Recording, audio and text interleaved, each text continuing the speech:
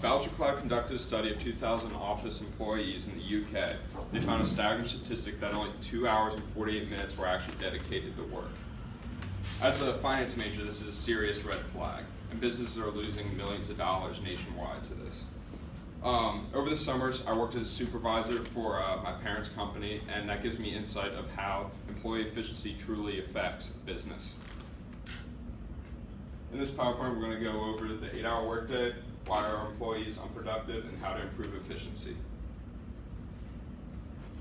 Most people don't understand how much is being lost in unproductiveness. Dynamic Signal estimates $450 to $550 billion are being lost worldwide to employee inefficiency. These stats are provided by Inc.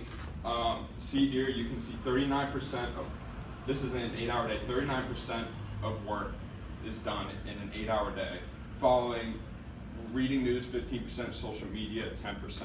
And you can see here that over 50% of the workday is contributed to things that aren't work. While on paper this is a clear issue, understanding real world is a totally different story.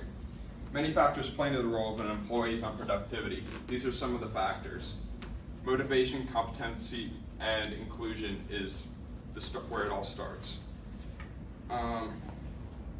Now, Janice Chatfold, a blogger, says that there's 5 huge problems of inefficiency.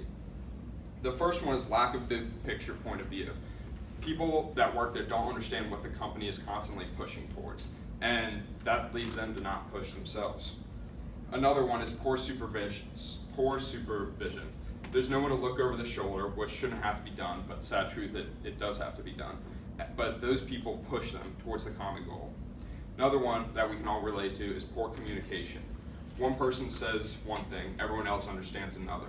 No one's pushing towards the same thing. Another one is inconsistency, which gives the consumer a different level of product every time. This is usually due to lack of systems put into place that doesn't set boundaries or time restrictions. And then the last one is lack of acknowledgement. So basically, if you're given a huge project and you complete it very well and no one gives you any incentive to do another, why would you put all your effort towards another project? The issue is clear, but the question is, how do we fix it? Herb Axelrod is another blogger that talks about this problem. One thing is relaxing environment, which Google covers. Google puts beanbags in their offices, has windows as walls, and is all about color. And that attracts a certain generation of people to work there, which is what they want. Another one is delegate properly. Employees are more than just statistics on paper and just saying they do this, someone does that. But a good supervisor understands that people have strengths and weaknesses, and they apply that job to that person. Another huge one is set goals. A lot of people don't know what the company is even doing.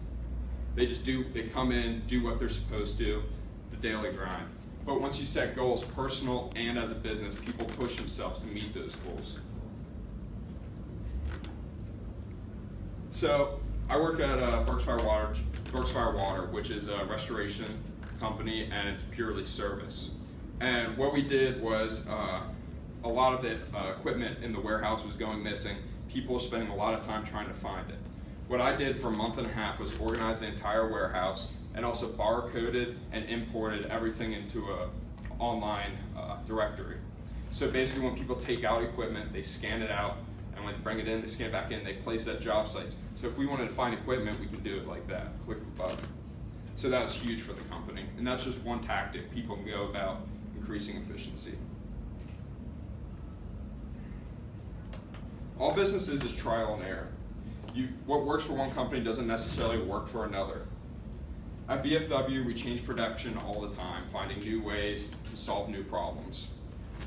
And in this, I wanted to show the amount of power employee efficiency has on today's industry.